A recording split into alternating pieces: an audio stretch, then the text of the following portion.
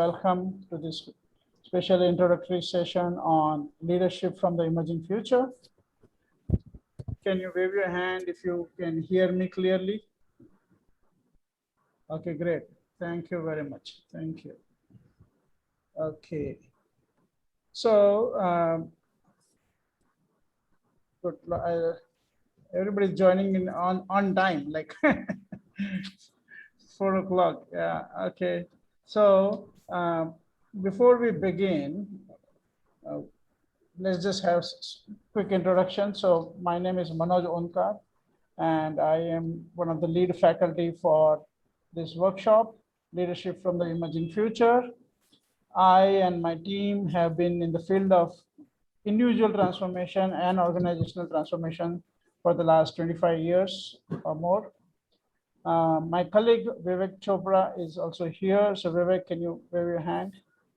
Okay, Vivek is based in Delhi and I am currently operating from Ahmedabad. We also have colleagues based in Philippines, UK, and Bangalore, and a couple of other places in India. We work mostly in India, Philippines, Thailand, and then we have open workshops and online consulting wherein we have global participants. Before we go ahead into theory U and the workshops that we do, we would like you to introduce yourself. So if you can put on chat, let me just see if the chat is enabled. You can put your name on chat and maybe one line about yourself, plus the city, that would be great. Everybody, if you can put it in the chat, your name, which city you're from, and anything you'd like to say in one line. That would be great. Thank you very much for doing that. Okay. Kenneth from Australia, welcome.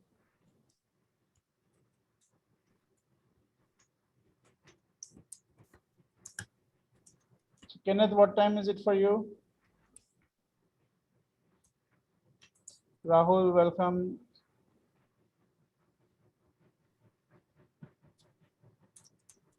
Ojas Bhatt, welcome. Daniel, welcome. Asan, welcome. Deepak, welcome. Okay, Balaji, welcome. Okay, great. Vipin, welcome. So thank you very much. And once again, we request you everybody to put your videos on. This is an interactive conversation, not a lecture series. So we would like to see you and interact with you and talk to you instead of just doing some lecture here. Okay. We really appreciate if you can put your videos on and interact. Thank you very much, everybody. And let's go ahead. So how many of you have been to our session earlier? You can raise your hand. You've been to our session earlier, introductions or anything, or you participated in our workshops? Okay, yes, I can see some hands electronically up. Okay, great. Good. So then what I would like to do is like some of you to share, maybe unmute yourself and share what inspired you to come to the session today, or what attracted your attention. Why are you here, right? What are you looking forward to, or what are your expectations? So let's hear from a couple of you. And if for some reason you're not able to speak up, you can also write in the chat, but it would be great to hear some of you. Right? Who would like to share? Why are you here? Onkar, just to know that how much have you moved and what are you sharing to the world now? Okay. Because we have all moved in the last couple of years. Yes. So would love to know what are we together going to share to the world and where are we today? Okay. Because today it's a global platform and we have so much to care for the world and give to the world. Thank you. Welcome, Harish. Yeah, hi Banod, this is Ojas. So I had always wanted to know about Theory U, and then when I got this chance and when I saw there is something going to be on Theory U, I said I want to grab this chance. Okay. That's the reason I'm here. Fantastic, Ojas. Thank you. Somebody I, else? yeah, Go ahead. namaste. Chetna. Yeah, I'm Chetna from India, Rangbhumi. I work at Rangbhumi Applied Theatre Organization. We attended, my team member and I attended a Theory U workshop 2.5 months ago in late night. And we also have been hearing about theatre and the integration of Theory U in our work. Yes, yes. So that is also very interesting for us to kind of look at that. Okay, fantastic. Welcome. Hi, this is Ram. Yes, Ram. I have attended one of your sessions before and I've read about Theory U considerably.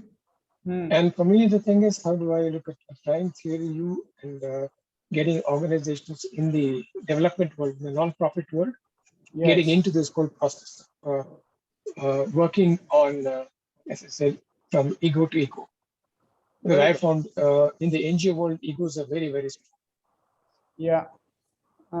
We have had the privilege of working with some of the NGOs and the civil services sector also, of course, over and above corporates and education and everything. We also recently did a workshop for UN SDSN group in Philippines, youth group, right? So good. There's a very powerful framework which you can use for organizational and societal transformation.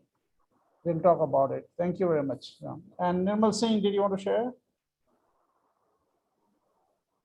Hi, I'm Jitesh Khosla, speaking from India, Gurugram, India.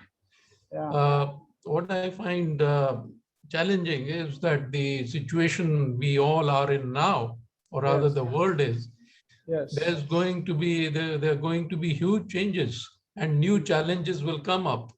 And many old ways of dealing with them will not suffice. So what will be the attributes that will be required? What kind of relationships will come up in the future, and how we will all in our individual and collective capacities deal with the situation in the future? That is something of interest to me and maybe to other friends also. Thank you. Perfect, Jitesh. I think you hit the nail on the head. Thank you. Nirmal Singh? You're on mute, Nirmal. Okay, so can you hear me now? Yes. Okay, so I've gone through this book called Theory U, and I've also gone through another book which talks about from ecosystem to ecosystem.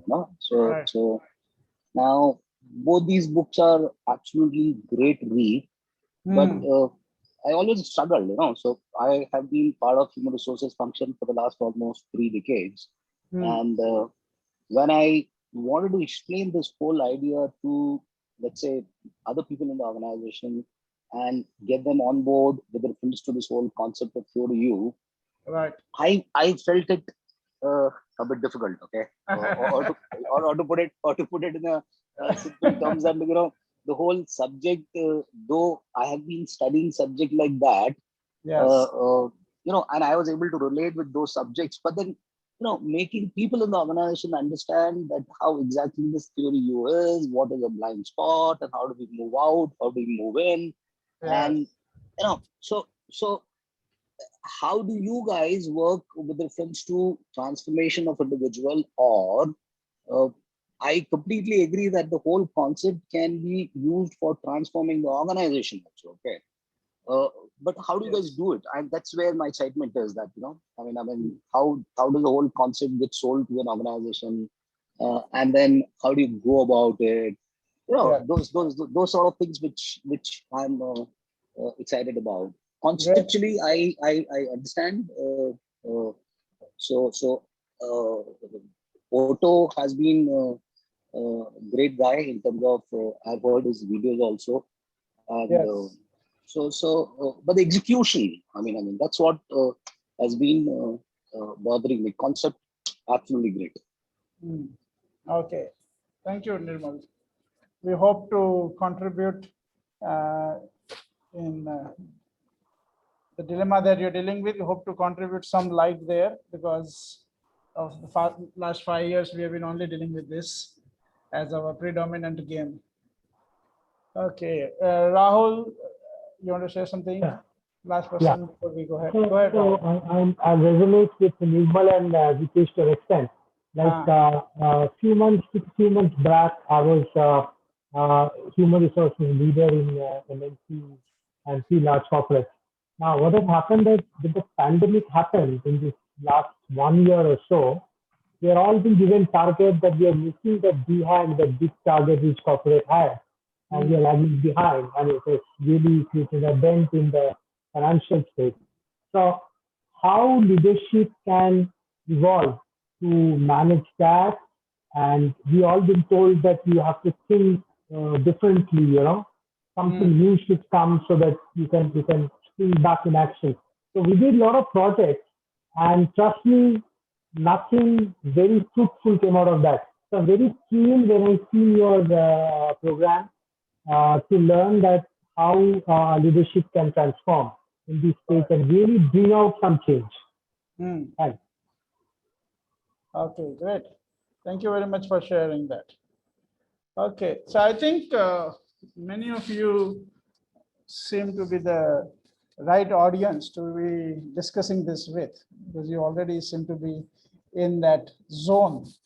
So I think it will be very fulfilling to have this conversation today. Very happy for that. So just for people who may not be aware, the work that we do is leadership from the emerging future. We work in terms of workshops, in-house and open workshops, as well as we do consulting work. And we have been doing this for the last 5-6 years. Overall, as I said earlier, we have been in the personal transformation and organizational transformation space for more than 25 years. Before I go ahead, let me also take the opportunity to welcome Fergie D'souza, our senior faculty from UK. Fergie, you want to say hi? Hi, everybody. Great to see so many of you here.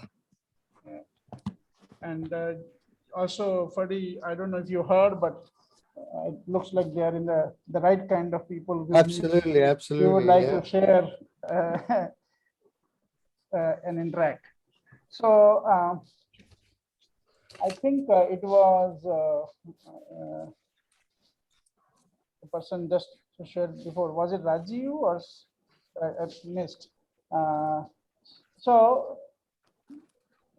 If you look at the current situation, and it has post this pandemic or in this in this pandemic era, it has become evident in a way which was known to many of us already, but it has become evident, like beyond doubt, that the current systems, organizations, government, current economy, the current systems have failed humanity. Okay. And the current systems are designed for benefit of some, not without being mindful of the rest of the people. And as those of you who have studied theory U a little bit, you may remember that there are 3 divides that Otto Scharmer talks about.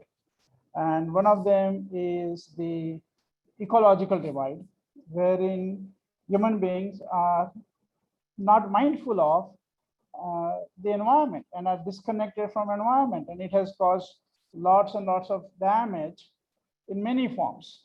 And I was just recently reading an article from McKinsey in which one of the authors said that just the sheer amount of forest being burnt is going to have a big impact on the animal kingdom and the birds and everything else, and which is indirectly going to also cause many more zoonotic illnesses coming to human beings. We have been kind of really absent about our impact on the planet. And that's not just you and me. We are not looking at blaming anybody here. It's more about noticing that the whole thinking paradigm, the whole way we have looked at economics, the whole way we have looked at business, the whole way we have looked at governance, that is not viable. That is not working. Right? It just doesn't work. It has failed humanity. If you look at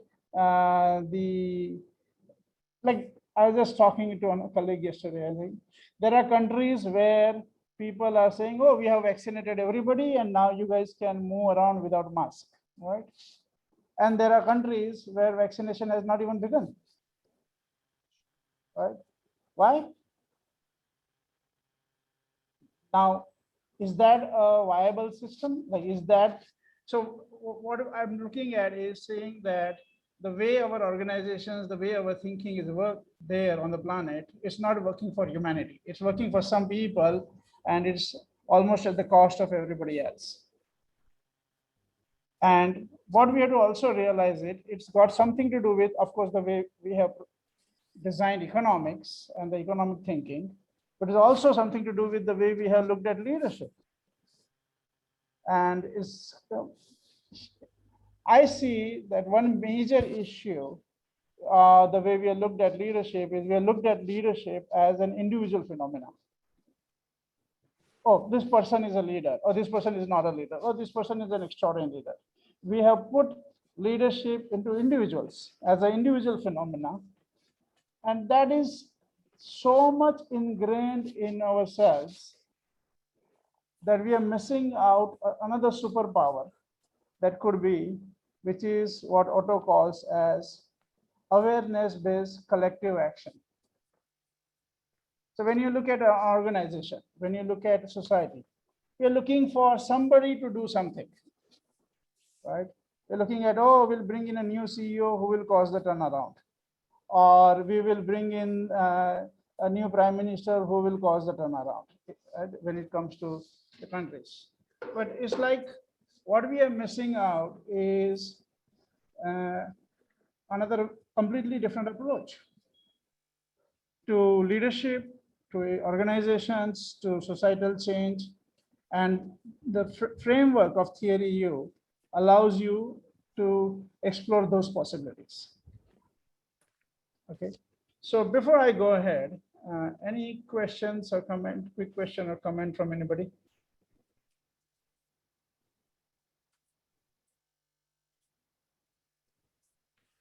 Okay. Vivek, you have the slides with you? Yeah. Can you open the slides? So this work has evolved over the last 3 decades, and many organizations worldwide have been using this, including Google and Alibaba and McKinsey and Eileen Fisher and many, many more, and also government organizations, World Bank. So it has been used for in many aspects, from leadership development to transforming stakeholder collaborations and to making the transformation on social things like the education and the healthcare system and all of that. So we're going to go a little bit deeper into it. Vivek, if you can go, yeah, okay. So just, sorry, yeah, just stay with this. Thank you. So you can say Theory U is 3 things. Okay, one is it's a matrix, or you can say a framework. Second is it's a method. And third is it's a movement. So when you say a matrix, it's like a framework for leadership and management process. But it's the traditional way of looking at leadership and management process has been more of what to do and how to do. This is not about that. This is about going much deeper, connecting to the deeper sources. Right? So looking at the internal internal space, the deeper source of excellence, deeper source of the connection from where a leader operates, which we are going to go deeper into this conversation today, but it refers to our quality of attention, our quality of intention, and quality of presence. So that's the first part. It's a matrix, it's a framework for applying leadership and management principles from a very profound state of connection.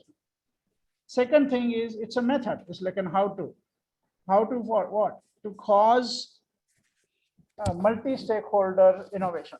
So it's not like centralized leadership, or it's not like some people will drive the whole thing, right? But how do you actually involve all the stakeholders together and have a multi-stakeholder innovation? So that's the how-to part of Theory U. And the third and most important, I would say, is a movement. So it's not just a structure, but it's a movement. And it's a movement where you're bringing in the principles of mindfulness and systems thinking together to make people, the collective, aware, and bringing the awareness of the moment of disruption, awareness of the emerging future, and having collective action be a function of that awareness instead of having it a function of some instruction, some diktat from some place, right? So you can say it's three aspects: matrix, like a framework, method, and movement. Okay, Vivek, you can stop the screen share, and let's pause here. Let's hear from some people. What are you understanding in what I'm saying, and what questions you have, if any? Manoj, Ashish here. Yeah, Ashish. So the first one in the matrix that you're saying from the source. Yeah. So what is the source for an organization? The source for the organization is from where you're operating, like where, as a team, right? As a leader and as a team, where are you operating from? So normally when we look at leadership or management, we are looking at what to do, right? And we are looking at how to do, and we are looking at the results produced. But we are not connecting to the source, which is the inner condition, right? So this is about the inner condition from where leaders and teams are operating. Does that give you some access, Ashish? Yeah. Yeah. So can you give an example of what is that inner condition? You've been working with organizations, you're working with people. So if you can give some example without naming the organization, that look, this could be an example of the source, the inner condition, you know, of X organization. When we were working with this X organization, that's what we figured. Yeah, it's not organization specific. It's like it doesn't matter which organization is. The inner condition is, you can say, is three things, or three facets to that. Okay, the first facet is quality of attention, right? And of course, all of us, I believe, have an illusion that we are good listeners and we are great in attention, but that's the universal illusion, nothing more than that, right? But so what we really help people discover the gaps in the quality of attention that they have. Okay, and we will most probably go a little bit more on that as we go ahead in the session today. But the first important thing is, what is the quality of attention that we have, right? And unless we can have a breakthrough in our quality of attention, we're not going to be able to sense the future. One way you can say our attention is more influenced by the past than we realize. Our attention is more influenced by our what we call as downloading and habitual ways of responding to the past, or habitual ways of, opinions and judgments and how we see things, right? The world of perception, which limits what's possible. It limits our possibility of sensing the future. Sure. Right. So the one major shift that needs to happen in organizations, and that's what we work with, is this quality of attention. And once that shifts, in a way, you can say that's the beginning of everything, or all other shift. Okay. Then the second. Manoj, if you permit me to add, there has with, been scarcity in the mind in leadership in the last 15 months. Sorry? So that is one area which needs immediate attention in leadership. Scarcity of the mindset is what I feel is the essence which has come out brilliantly in the last 15 months. Okay. They are unable to see them moving towards that positivity and abundance in their mind and create the leadership for passion and focus. Yeah, Harish, wait. Okay. No, go ahead. I just wanted to speak on this point here. I understand, but this is a very specific framework and a model, and we would want you to get an experience of that. Because otherwise, there are thousands of things we can bring in, right? And then we won't have the communication that we want to have. So first is the quality of attention. The second aspect, Nirmal saying, Manoj, can I say something about that quality of attention in response to what somebody asked about the source for an organization?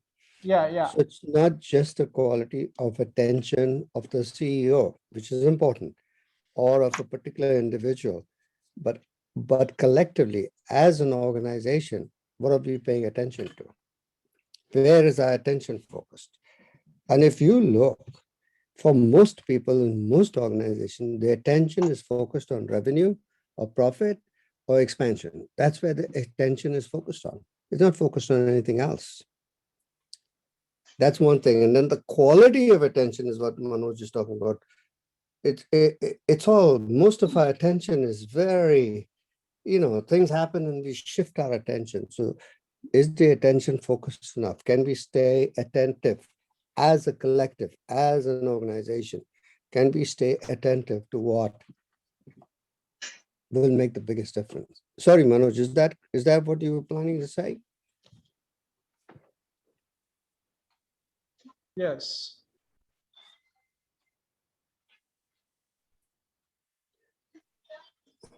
I think we can't hear you. Are you speaking? Yeah. Can you hear me now? Now, yes. Yeah. So we'll talk about the quality of attention again in some time. And the second aspect, so I wanted to just introduce first the three aspects, three facets. So first is the quality of attention. The second is the quality of intention. Right? And Harish, I don't know what you're doing. Okay, so can you hold on and be in the conversation instead of adding something else? Yeah. No, we have not focused on the emotional connect. That's what leadership needed to do. And that's why we are all looking for answers. That's my thought.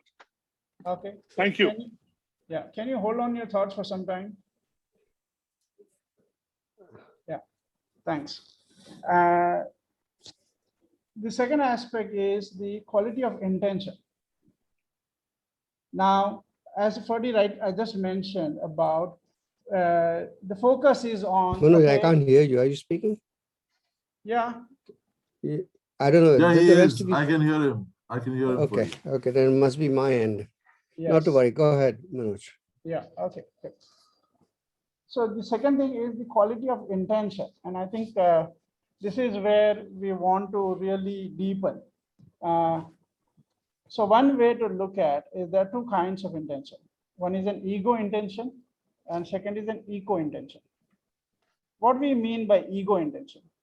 Ego intention is where there is a boundary in your thinking, where you're thinking for the benefit of some people, right? And not mindful of the impact on others. So when you're looking at, okay, I want to cause profits and I want to cause my company to be great and this and that, right? Nothing wrong with it. But are you coming from an ego intention That is, you're thinking of some people and are not aware of what's happening for everybody else, the impact on everybody else, or you're looking from an eco perspective, which is all inclusive. Like what we say in our Indian culture is Vasudhaiva Kutumbakam. Like the whole world is my family, right? Or are we like, okay, I'm here only to increase the value for the shareholder. So if the medicine is in demand, that I will jack up the prices by multiple times just because I'm here only to take care of the shareholder. So that would be an ego intention. Right? And there are CEOs who have gone on record to say that that's their only job. Of course, that is what is changing. And recently, last year, there was a conversation at a global phenomenon where most of the CEOs of the top 100, 200 companies, they got together and they said that their job is not just shareholder value. And there is enough conversation happening to shift the focus from only shareholders to actually being responsible for all the stakeholders, including the stakeholders who don't have a say, including the stakeholders who get impacted, but they don't get represented in the decision-making process. Right? And if you look at that conversation, is picking up, and there are a lot of people with influence getting into that, and that's the new shift that is happening. So moving from just the shareholder economics to actually the stakeholder economics. So the quality of intention is it ego intention or is it eco intention? So that's a very important aspect of the new leadership that is required and the new leadership that is emerging. And the third thing is the quality of presence, right? So presence comes from two words, being present and sensing. So your ability to sense, your ability to be in the present moment and your ability to sense. Sense what? Sense the emerging future. Sense the future as it is emerging. So now, Nirmal and a couple of other people, you mentioned about your commitment or interest to cost transformation in organizations, right? So you have to listen to all this with what Fergie said in mind. It's not only about the 1%, the CEO transforming. That won't work, right? That has been the missing point, right? That, oh, if we get this person to transform, then things will happen. No, it's actually the whole collective space that has to shift, right? So that is the game. So before we go ahead, let's see if anybody has any questions or insights from whatever we shared. If I may just add a comment. Yes. It's very interesting, the discussion about the source. Yeah. And we've had a discussion about quality of intention and quality of attention. Yes. But these things can mean differently to different people. These are in their final analysis, very subjective terms.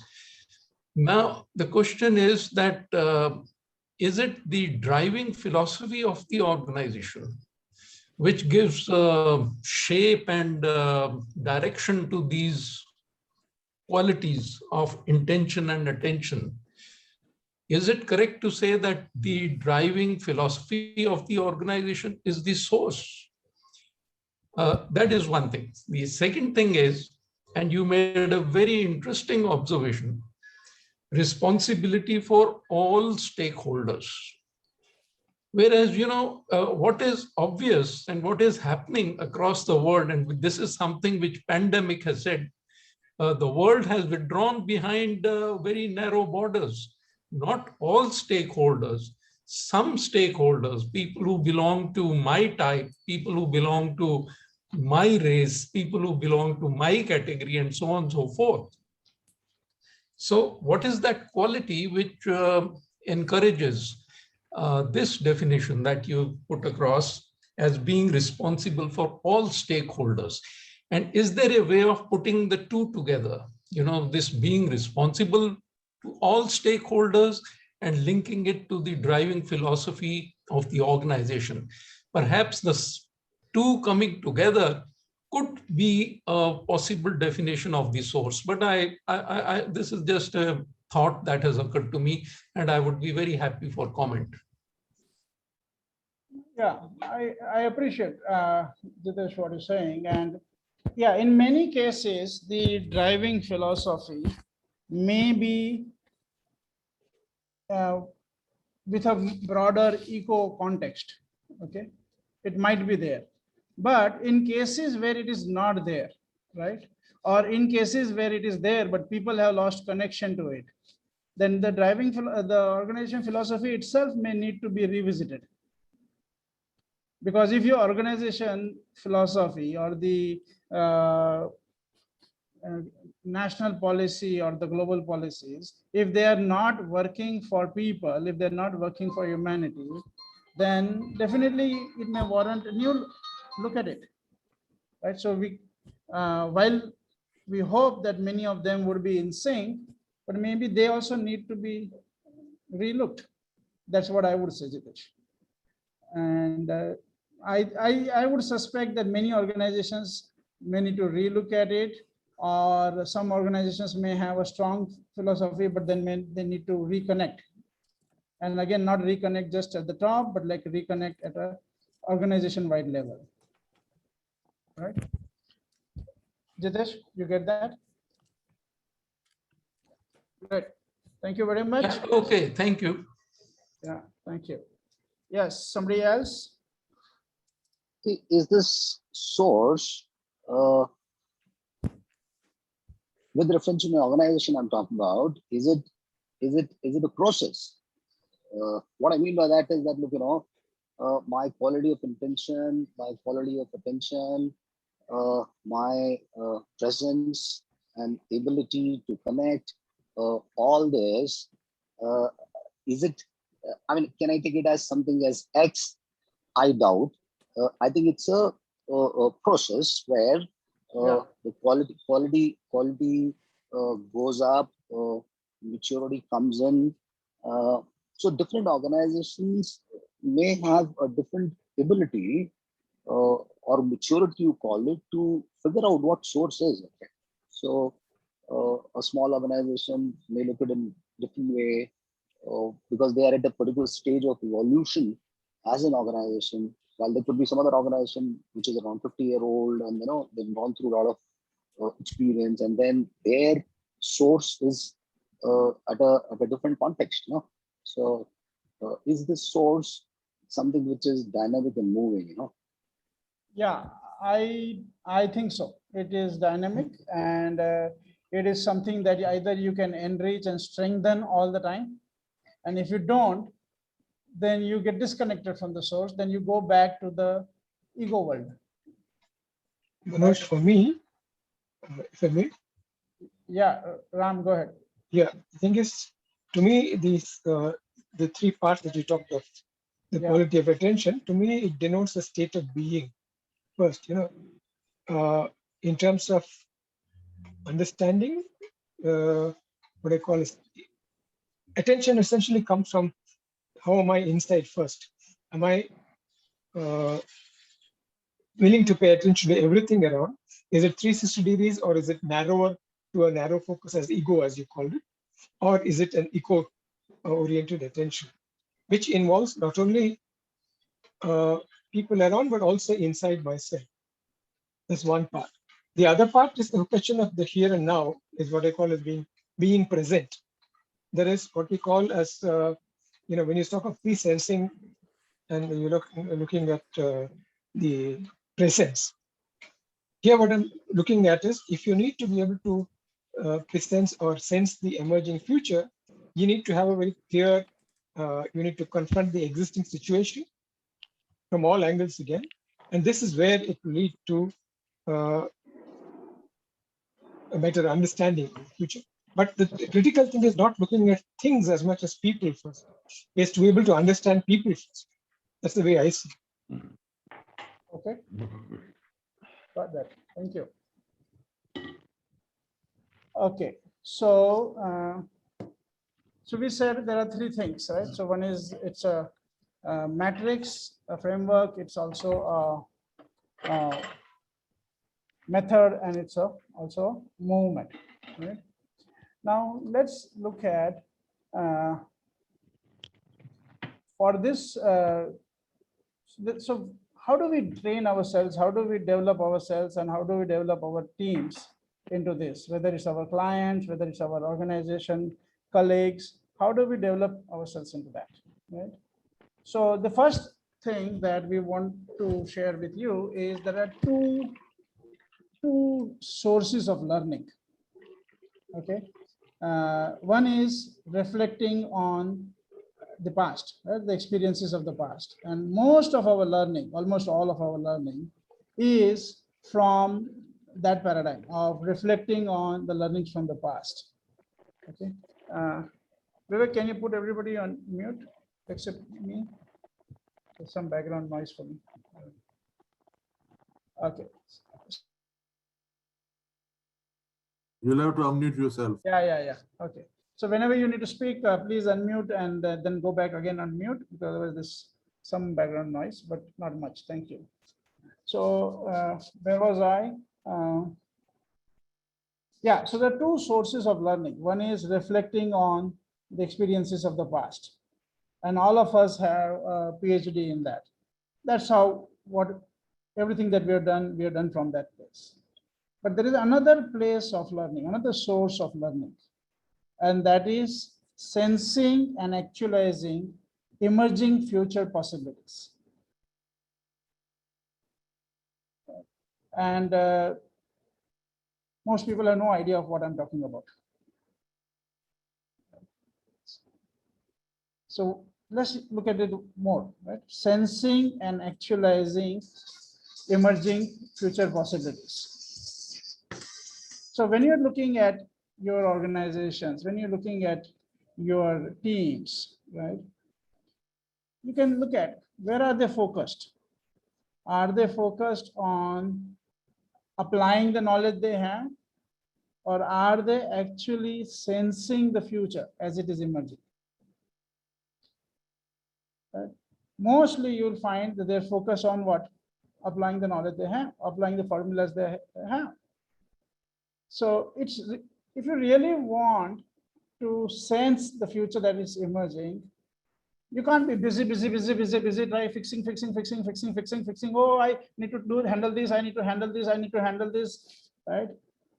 The crazy run that we have, you cannot, inside of that crazy rush, you cannot sense the future. You need to first pause. And organizations mostly don't know how to pause. You need to pause and reflect. And you need to, when you can train people to pause and reflect, right, then something new can happen. Then they can sense the future, right, emerging. So one of the things that we train in our workshop is actually training people to, in teams, leadership teams, to pause and reflect. Okay, and then so that's the beginning point of sensing the future. Now there's a process. There's a whole process that you can follow, and we're going to introduce you that process. Okay, right now. Okay, Vivek, can you go to the U process, please?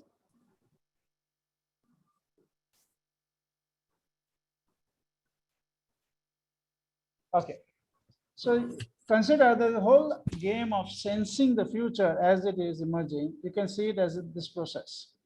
And those of you who have studied theory, you might remember similar diagram, right? So the first phase is observe. Remember, we talked about the quality of attention. This is connected to that, right? You need to train yourself and your teams into deep listening and sensing practices. So, so that's the first phase. Observe. So observe where? Observe not just in the center of the organization, not only observe what is easily visible from the headquarters, but going to the periphery of the organization, going to the periphery of the industry, going to the cross-section points, and observing in the field, right? And then the second phase is retreat and reflect. When you and your team have done a lot of observing, then you retreat and reflect and allow your inner knowing to emerge. So there are practices that allow you to connect to the source of inspiration individually and collectively. Okay, and that's when that happens, especially when we do work in consulting, we start with the core team and we take the core team through this development phases. And when the core team is able to practice, observe, and then retreat and reflect, connect to the inner sources of knowing individually and collectively, that's where, in a way, you can say a new future starts to emerge for them.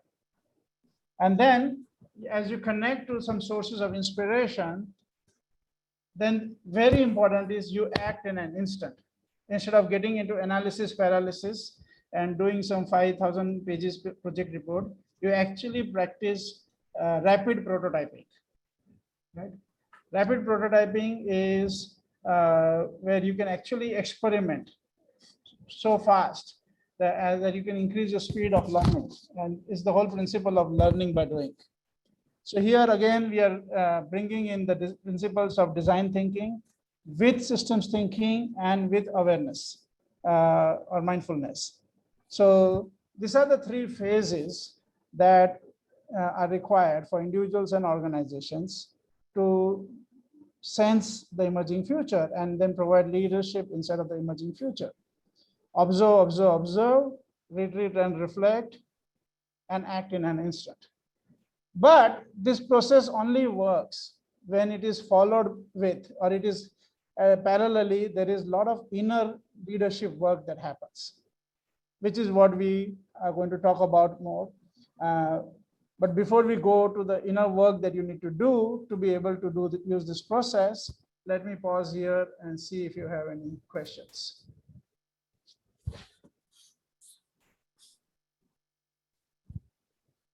What are you hearing in this? What are you getting, insights or questions? Yeah, Deepak. Yeah, welcome. can I say something?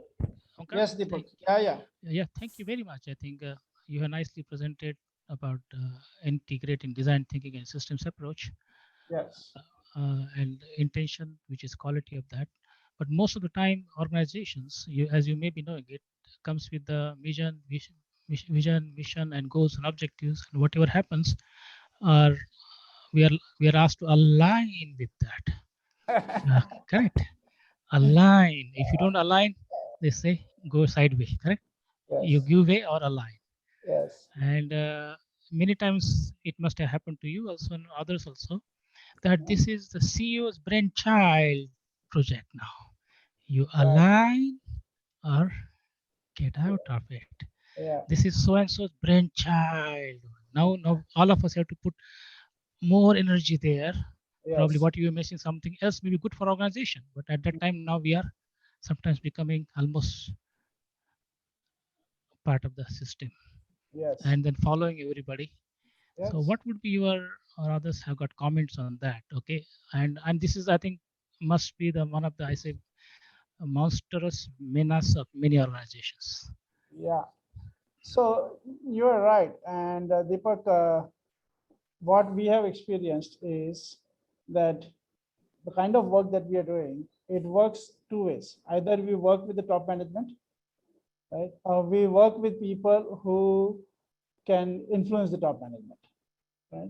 But if you are in the middle, in the sand, right, like you're a sandwich, or in, like Fergie says, you are a noodle in somebody's soup, right? Then it is maybe more appropriate for you to look at, okay, what is the team that you have to work with, right? Like there is maybe a department that you have to work with, a team that you can influence, and then you bring in these principles to practice there.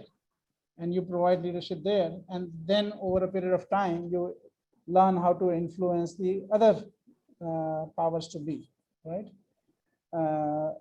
So I don't know what is your level in the organization.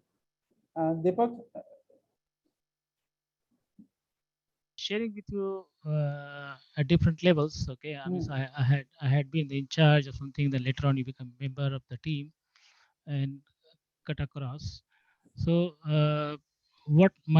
this is my observation. I mentioned this is my observation. I've seen it, and when that comes as a part of it, all energy gets channeled to what you mentioned. Okay, yes. To that.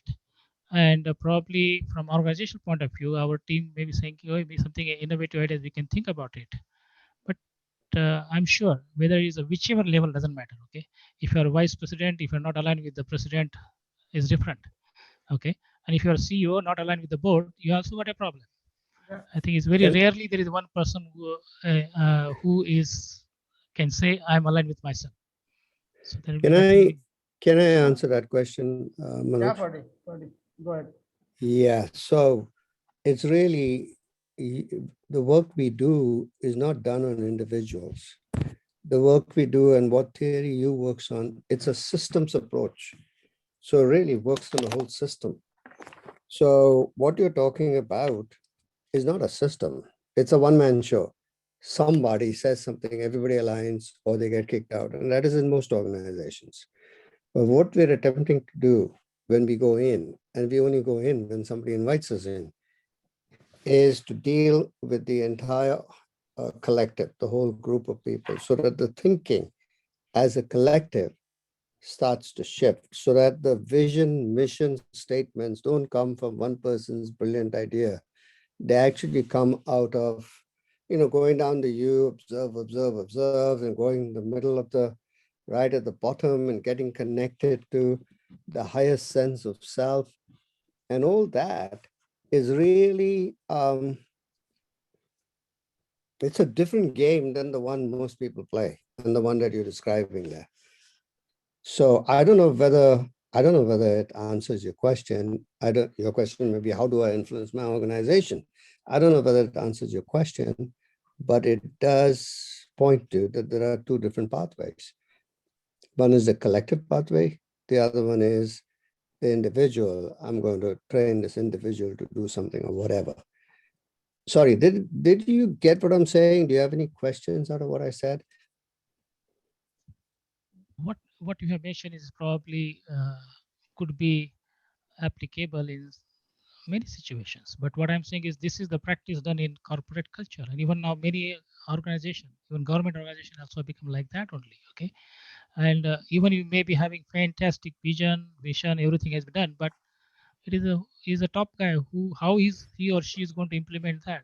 That is from the past. That is from the past, Deepak. What we are working on is a new future that's emerging. Now there's a new future emerging, and those systems are clearly seen as unworkable. Maybe not so much in India, but even in India, people are waking up to that this strong man leading the thing and showing us what to do is not workable. And therefore, what is going to replace it? And what is going to replace it is the awareness-based collective action. That people are all looking at the same thing. That's what's happening in COVID right now. People are looking at the same situation and seeing that the systems, the processes, the things that were there, they're not workable anymore. So how do we respond to it? And there are some responses which are very, very exciting happening. There are, of course, the ordinary responses called muddle along, carry on doing whatever we're doing. Or there's a response called, yes, it's not working, but it's their fault. It's their fault. They should change, right? Then there's a new response that's coming up where people are looking at themselves and seeing, how am I responsible personally for whatever's happening here? Not that I can be responsible for the whole country or the whole world or the whole city. But if I look at that, we are all of us, you, me, and everybody in this room, collectively causing results that nobody wants. Then we look collectively at something that's approaching.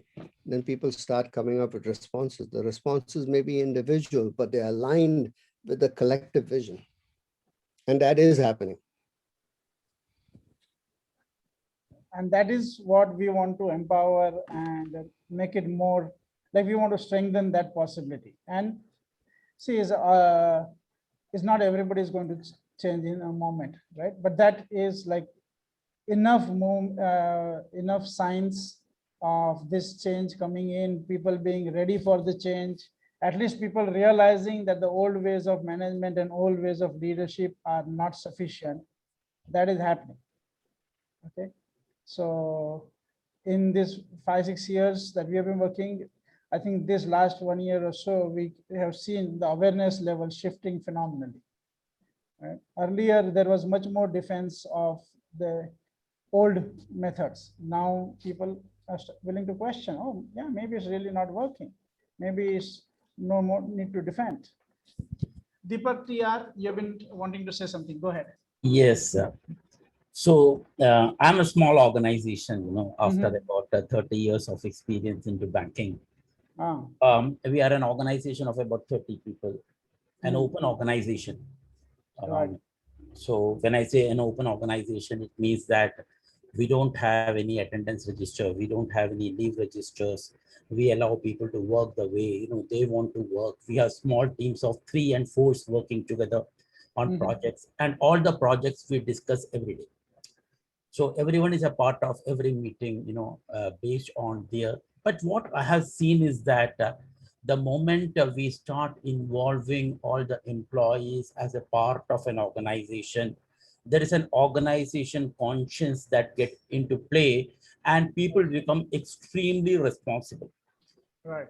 It's not that we don't commit mistakes. We do commit mistakes, but we believe that to commit mistake is human. To err is human, and the moment there is some problem that is happening, people from cross teams get to help each other.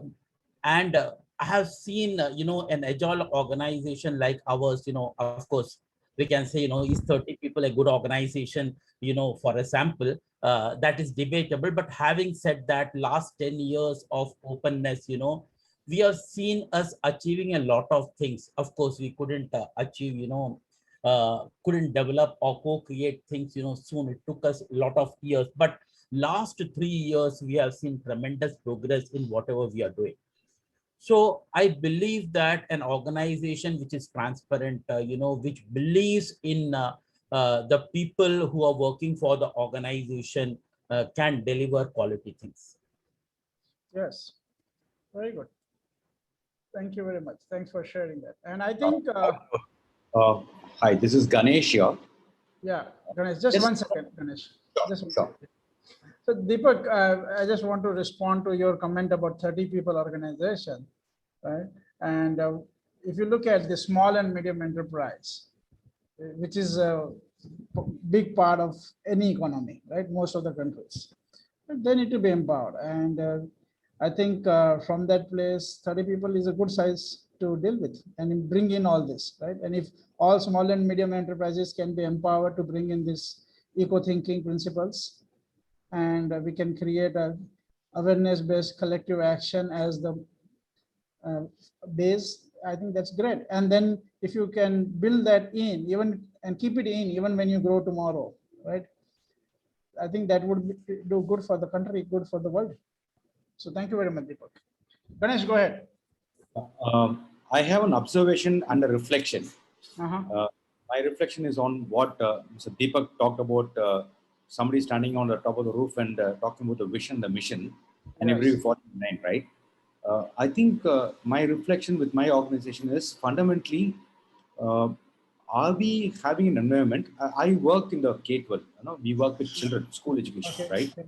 So one of the things what we also are amazed and bewildered is that why can't children actually stand up and ask questions? I think there is a condition which is happening right from the school education where teacher is supposed to be the all know and be all end all, and children are conditioned not to ask questions, right? And we are actually challenging this. And for me, In an organization where there's an emotionally safe learning environment, where everybody is equal, irrespective of the hierarchy, then it takes extraordinary courage to even call out a vision, because that person knows that it can be challenged and can be modified. If the person who is calling out is coming with that humility, I think it's absolutely great. Somebody has to call out. That's my reflection on what Mr. Deepak was saying. The other observation I want to take a comment here on is the U process you're talking about.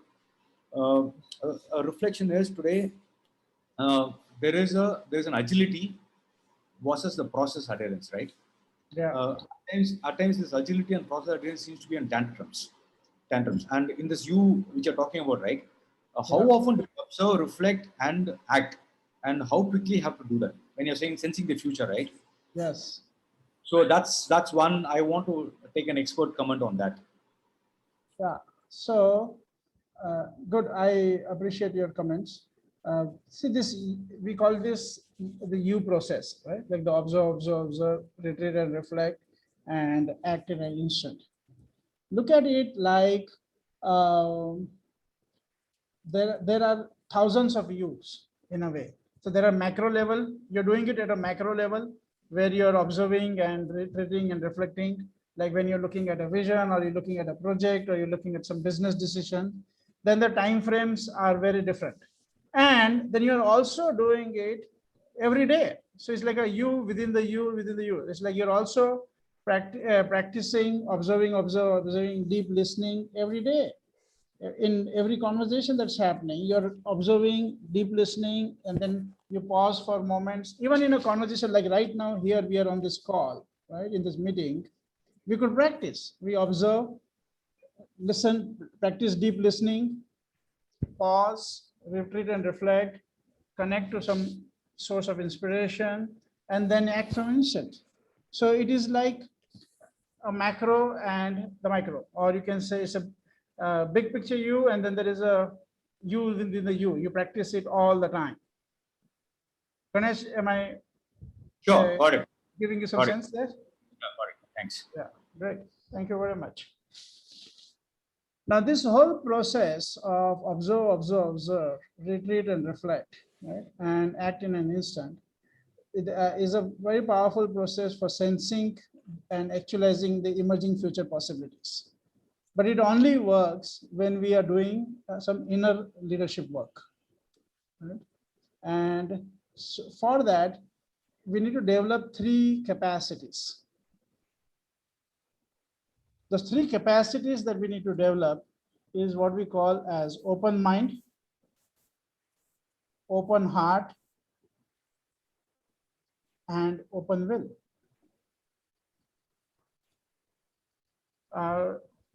So what is the barrier?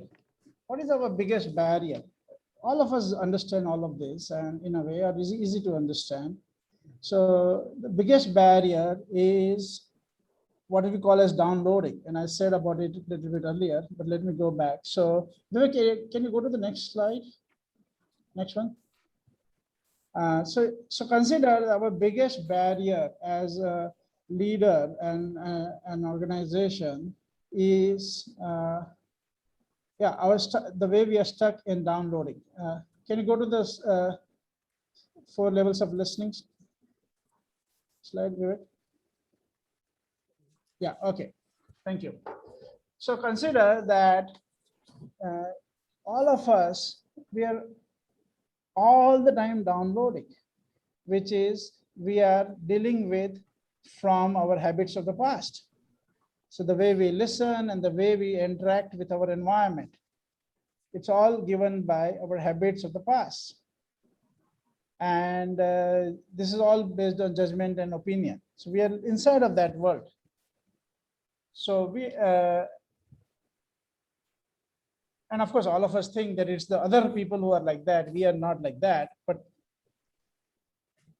so till the time we are not aware of our downloading, we have no idea of what we are missing out, right? Fergie, would you like to create that being in the room and those? Okay. Yeah. My pleasure. You Let want me, the yes. next slide, which has that images, or you want this Yes, yes, you can do that. You can do that. Vivek, can you try the next slide? Yeah. Right. Yes. Okay. I'd like you all to imagine that you're in a circular room with windows all around, okay? All around there are windows. And the windows have curtains that are drawn so that you can't see outside the windows. And you're in the circular room. In the middle of the room, there's a 360-degree video projector. I know they haven't been invented yet, but assume that they are. So 360-degree video projector, and what's being projected on the screens all around the room is your downloading. Your opinions, your judgments, what you think about people, who they are, the way you see them, that's all on the room around. So you are in the center here. You can see there's a little red dot. There is the boundary of your world and your projections. These are all our projections. So all that we are seeing is a reconfirmation of old opinions and judgments. That's what we're seeing, a reconfirmation of old opinions and judgments. Now, if you can't see that, you're doing that, by the way, you're in serious trouble, okay? I presume most of you know, you can see that you do that. You may not know the extent to which you do that, but you can see that you do that. Or at least you can definitely see that other people do that, right? So that's what one might call the Google bubble. You know, when you go on Google and you check something out, you know, I checked out, I don't know, fasting. And then every time I go to Google, I get new things to do with fasting. I can't get anything else. I go to Netflix and I put in a movie, and then all the other movies Netflix shows me as options are movies which are similar to that one. Have you had that experience? That's what we call the Google bubble. And we all find ourselves in that Google bubble right there in the middle. Is this as far as you want me to go, or should I go further, Manoj? Yeah, Fergie, you can go further, and we want to create the three capacities that we need to develop as a leader: is open mind, open heart, and open will. Yeah. Yeah, got it. So when Manoj was talking about, you have to do some internal work, right? Internal work. This is the internal work you have to do. Number one, recognizing, catching that you are in the midst of downloads. You don't see anything beyond your downloads. So how do you get out of the download, right? You get out of the download by opening your mind. How do you open your mind? Well, the analogy is you walk from the room to the side of the room, go to one of the windows and draw the curtain, and you look outside and you watch what is going on outside. And as you watch what's going on outside, you notice this confirming data. New data is coming in now because you're looking outside and you're getting data, some of which will disconfirm the data you already have. Now, you will only accept that if you open your mind. If you don't open your mind, you won't even see the disconfirming data. You'll go back up to level 1, which is the download, even though you've drawn the curtain. But that's the second, developing an open mind. The next thing is you just draw all the curtains. This open heart, draw all the curtains. Open the door of the room and walk outside. Now, two things have happened. You are still in the room and you are also outside. You have to imagine that, okay? Now you walked outside and gone to where one of your stakeholders is. And you're standing in their shoes and you're turning around and you're looking at yourself in the room. So you're seeing yourself in the room, but you're seeing yourself not from your eyes, but from their eyes. So you're seeing from outside in, and you notice, you see through the eyes of the other. You can see this dotted thing, that there's more gaps in there so you can see. This is a seeing of yourself. Second one is a seeing of other people or the world in reality. The third one is a seeing inside, seeing of yourself, seeing how you operate in your system, in your life, with the people around you. So that is what we call open heart. You open your heart. And then finally, the walls just disappear, and you start listening, or you start seeing or observing with an open will. And what that does is, remember, you've gone through the process of open mind and open heart before you went to open will. What that does is that starts connecting you with an emerging future possibility. And you get in touch with your real self, beyond your identity, beyond your small self. It's like a real self with a capital S. What are you really about? What have you been really for? Okay, Manoj? Yes. So thank you very much. So before I build on this, something else, if you have any insights from what he shared, or you have a question, you could ask that. Or any thoughts? Yeah.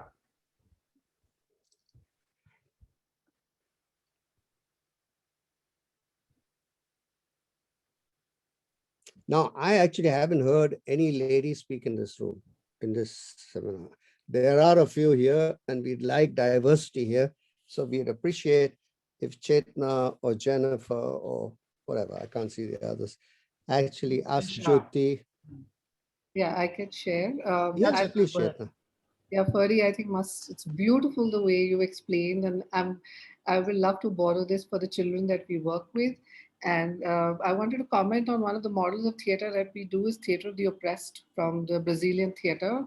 A person called Augusto Boal, and he was very deeply influenced by a person called Paulo Freire, who was a lawyer and educationist, who believed in the banking model of education, where children come in and the teachers pour on the same orange juice in everybody's glasses or heads.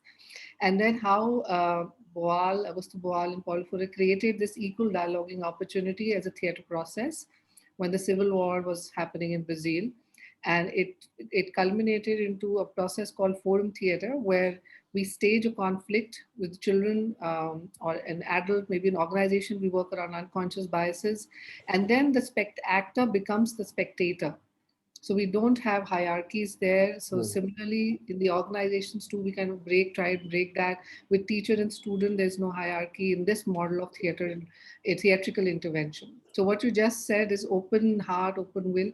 The last one is where we see the future emerging, is when the student and teacher together create this spectacular intervention. Brilliant, brilliant, well said. And Paulo Freire wrote Pedagogy of the Oppressed, didn't he?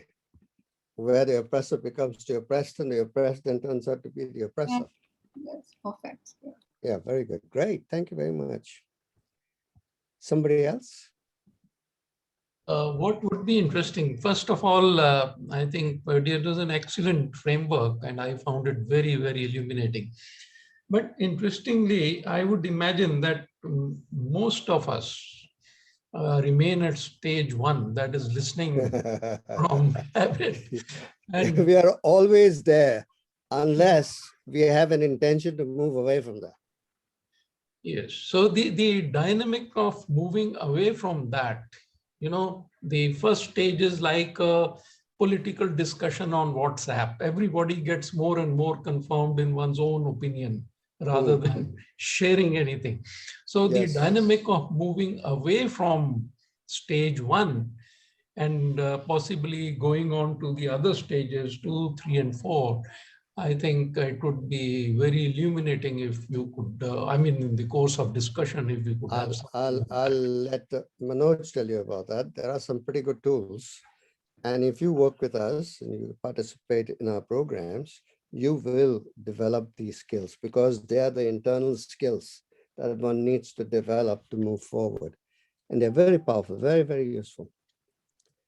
Yeah. Thank you. And yes, and Jitesh, that is, I think, the starting point of the journey when we are working, whether it's in our open workshops or in a consulting, is we have people practice certain tools that allow people to develop this capacity of open heart, open will, and open mind, open heart, and open will, which is noticing. So it's say, what is this capacity? Another way to say what Fergie was mentioning is a capacity to notice your voice of judgment and suspend your voice of judgment. capacity to notice your cynicism and be able to redirect your cynicism and build a space of empathy, and not sympathy, but empathy. And then the third is the capacity to let go and allow to let come. So let go of the past, let go of how things have happened, let go of our past frameworks, knowledge, understanding, concepts, and how we have always done the work, and letting come new possibilities, new ways of looking at things, right? So these three capacities, when you work with teams, leadership teams, and then across the organization, right? That is where the space changes, shifts, right? Our experience has been where we have had success is two big, I would say two big groups where we have had success. Okay, one is where the core team itself has participated. So generally, the way we work in organization, we look at the first work is done with the core team. The core team may be, depending on the size of the organization, but 5 people, 10 people, if they are doing it they're participating in our open workshops, and maybe 20 to 30 people, depending on, again, the size of the organization, if we are doing an in-house workshop. Right? There have been core teams as small as 3 people and core teams as big as 27 people or 35 people. Right? So we help them develop this capacity through the tools that we have. And it's like the whole game changes. The way they see each other, the way they see the business, the way they see the customers, the way they see their stakeholders, everything changes. I'll give you a live example. We are consulting an organization which is a small organization, 100 people organization, and they're into manufacturing. So they have 50 people in the office and 50 people in the factory. And out of those 50 people, many of them are daily workers. And there are people who have been working for many, many years. So the conversation that right now the CEO and we are engaged in is looking at, why do we need to have daily workers? We want them to be equally committed, and they've been here for years, right? And can we have some other relationship? What is the whole challenge? Now, of course, we can just give a dictate, okay, convert everybody into monthly workers and all that stuff, but it's not about we just giving some instruction. Right? It's about developing the awareness and shifting the consciousness.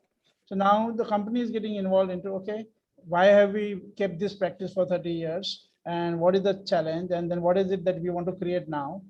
And now there is a collective awareness to inquire into the situation. And when the core team is engaged with that, there's a different energy of co-creation that is getting liberated. So various challenges that this organization has been facing, like all other organizations, we have been training them to look at it with this kind of open mind, open heart, open will. And actually, it is a paradox. When we started the work, the CEO was like, oh, this company is in very good shape. I want to start another business. Okay, I'm going to hire a professional CEO because it's also a family-owned company, and I'm going to focus on another business and develop it. And as we started using this principle and going deep and connecting to stakeholders, he said, oh, so many problems and so many opportunities to transform. And I don't have to build another business. I can take this organization itself to a very different level. So the way the whole, also the reality, the perception of everything, the business, the market, the customer, the stakeholders, the way every small thing has been done to the big things, that has altered. And it's all started from just starting with open mind, open heart, open will in the team. And then we went through 4 levels of training for around 85 people in the company. And now this is the second year, and we are taking them through advanced courses, and we are like really it has become the foundation on which all the OD consulting is happening with them. Okay, so Jitesh, I know it's a long answer to a small question, but I hope it is giving you some perspective. You're on mute. Thank you. That was very, very informative, and I would very much commend the kind of work you're doing. Hopefully you'll expand it more. Thank you very much. Okay, so thank you. Can I say something, Deepak here, Manoj? Yeah, Deepak, go ahead. Okay, thank you very much. I think I really like the concept you mentioned about it, and especially the way nicely Fergie explained about first center of your own, looking from the outside, going out, and then looking at yourself, and then slowly probably boundaries are vanishing. Yes. Miss, one part I just want to know, based on your experience, does it predominantly requires like a little bit of visual thinking, or it can be applied? Because I know sometimes I deal with some of my clients who are very auditory one, and in such situation, are there any tools or any way otherwise, or is it? I'm just asking this question. I don't see that as a challenge, because we have been working across, and I myself am an auditory person, right? So I don't see that as a challenge at all. And there are so many exercises, so many tools that we use to develop at each level, at individual level and team level. So those frameworks are and exercises are very, very powerful. Also, Manoj, the case clinic. Yeah. So so let me give you some idea about the kind of tools, right? So we have some tools which are to develop, just help people do open mind and open heart and develop empathy. There are some tools where we train people to actually see the world from the stakeholders' perspective, and not just see it from like imagine it, but actually ask questions and inquire and get in a committed conversation with the stakeholder to see from the stakeholder perspective, and also understand newly what the stakeholders expect from this role, not just this person, but this role. Because in an organizational setup, or even in otherwise, it's not just the individual to individual relationship, there's also a role to role relationship, right? So there is an expectation there.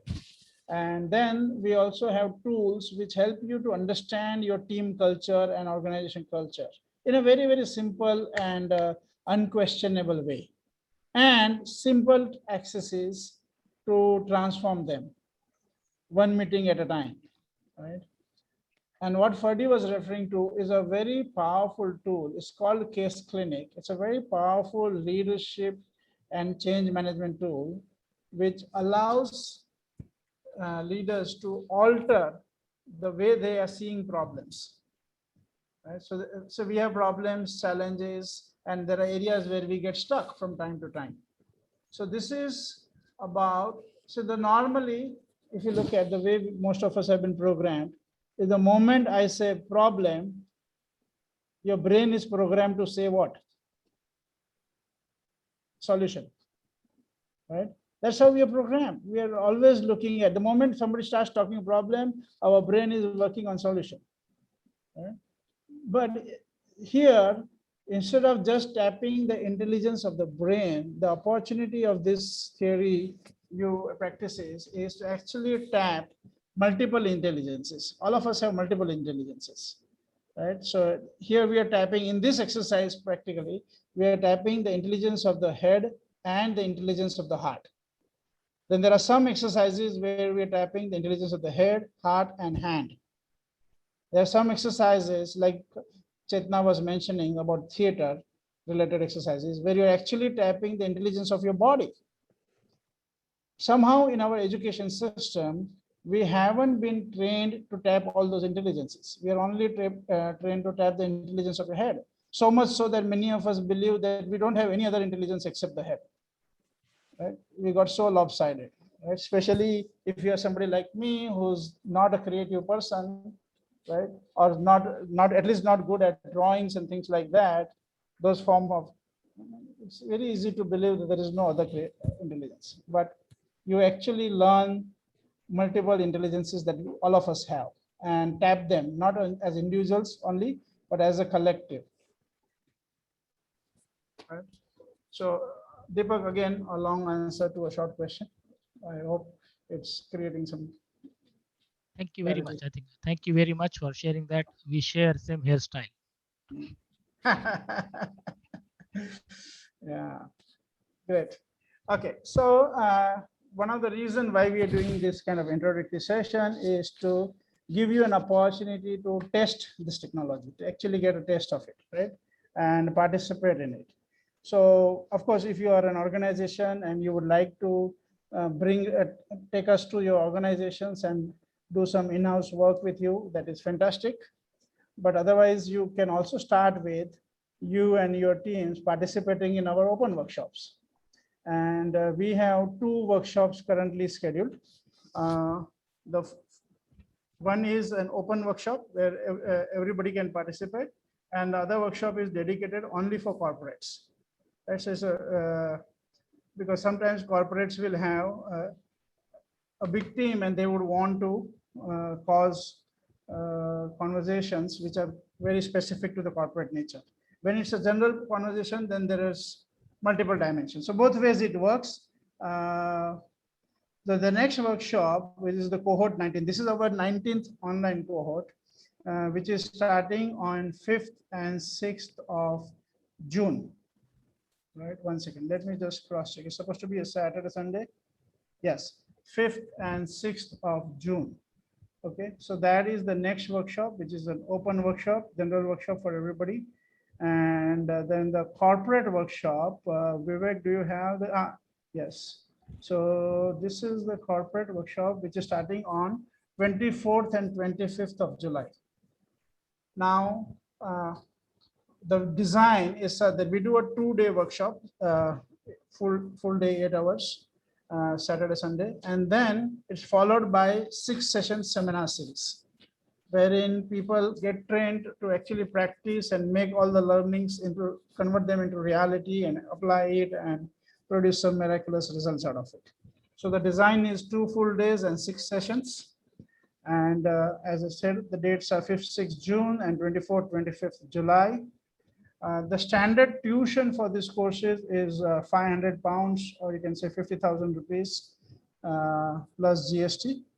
But in the wake of the COVID situation, to encourage people to kind of have power in the face of all of this, there are special subsidies. So subsidized fees for the June course, which is the open course, is 250 pounds, which is 25,000 rupees plus tax. And for the corporate course is 350 pounds, which is 35,000 rupees plus tax. Right. So this is only for these 2 cohorts. Right. We have no idea whether we'll be subsidizing it in the future. But currently we are offering this subsidized fees for these 2 cohorts, cohort 19 in June and the cohort 20, which is starting in July. Right. So it's a 2-day and 6-session course. And the way you can register, you send us you confirm your name, and you can send us a private message of your name and phone number. We'll send you the links. You can register by paying 5,000 rupees right now and book your seat, and then you can pay the balance before the course begins, preferably 10 days before the course, or if you need anything, that you can work that out, right? But you, of course, you have to complete the before the course begins. Okay. So, any questions, any conversations? Okay, thank you, Dr. Chawla. And if you can also text me your, you can send a personal message to me with your phone number, and we will send you the links for you to register. Okay. Great. Any questions for anybody about the course? Anything you would like to ask? Or if you want to take it to your organizations, you can discuss that also.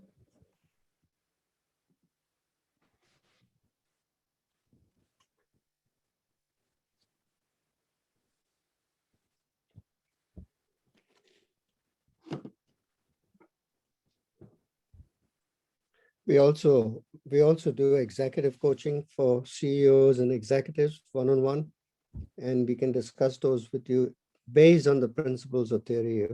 We can discuss that with you if you're interested. Once again, let us know. Nirmal Singh, it would be a good idea for you to have some of your key people get introduced, right? Because sometimes it happens is when you try to introduce the whole concept, the level of time and openness that they bring in might be limited. But if they participate in a workshop, then that helps you. So maybe you can join along with them, and then you can build internally. That could be a starting point for you to explore. Yeah, makes sense. Yeah. Which is your organization, if you are comfortable in sharing? So I work for a small FMCG company based out of Bhopal, which is into Bhopal. Okay. Bhopal, yeah. So it's a company with some 500 people, and we are into ice cream selling. Okay, so we make. Right. So it's a small company. Yeah. So we do a business of almost around 350 crore, and Right. we have a presence in LP predominantly, and then we have 5-6 other states where we are present. Okay. So it's a family-owned business, and it's around 35-40-year-old business. Right, right. And at a crossroad, in terms of the first generation has done their job, second generation is trying to come in, but the first generation is not ready to loosen up, and so when you were talking about this 100 employee organization. Yeah. I was able to relate, that look, Yes. and interestingly, the small medium enterprises in India have a very down to earth story. Yeah. So there is someone who started in a very small way. There's a small shop. From small shop, it became one factory. It became another factory, and the whole growth has happened in a particular way. And these people are very strong in terms of their own downloads. Yeah. So yeah. they and what has made them. Yeah. Yes, that is true. That is true. Go ahead. You're saying something. Yeah, because they feel that, look, one, they're emotionally connected to the whole business.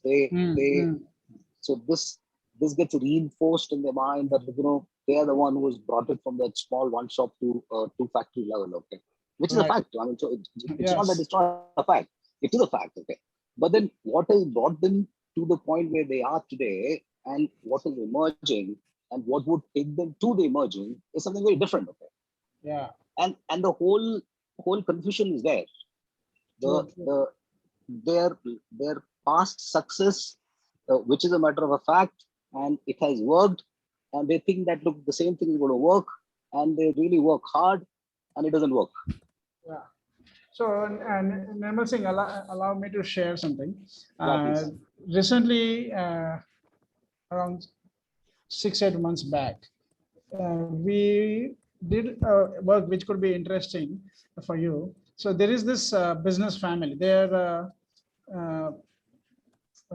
3 companies in that family business. So there's a holding company, and then there are 3 companies, and so there are 2 generations working in that. Okay. So while we were consulting the organization, we also saw the need for the whole family to come in, because the whole family had a certain influence in the various decision making and the policies, right? So we did there were some 40 people. They have a total 8 families, that 8 brothers, sisters, right? So 8 families, and the 40 people in the above 18 age group. So we did a 3-day workshop, so no, similar 2-day and a 6-session workshops for them, customizing this theory U principles for the family as a group.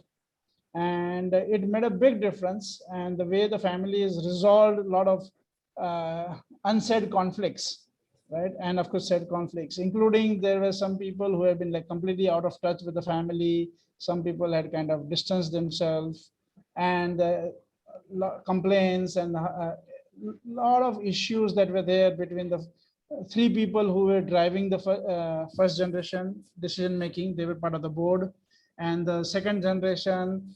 And there was also a lot of complaints which were not being said, but kind of slowly came out from the women folk in the team of how they didn't have much say in the family business, even if they were trained and educated, like whether it is a daughter-in-law or the same, they would have careers outside, but their policies didn't allow them to have careers in the company. And they started looking at it. So the way the openness with which they started to address issues and coming together, and how everybody can play a contributive role in building the whole family. So earlier, the whole space was, there were three leaders, and everybody was expecting, what can I get from the big family? They call it the big family, right? And then the whole space shifted from, how can we together build this big family?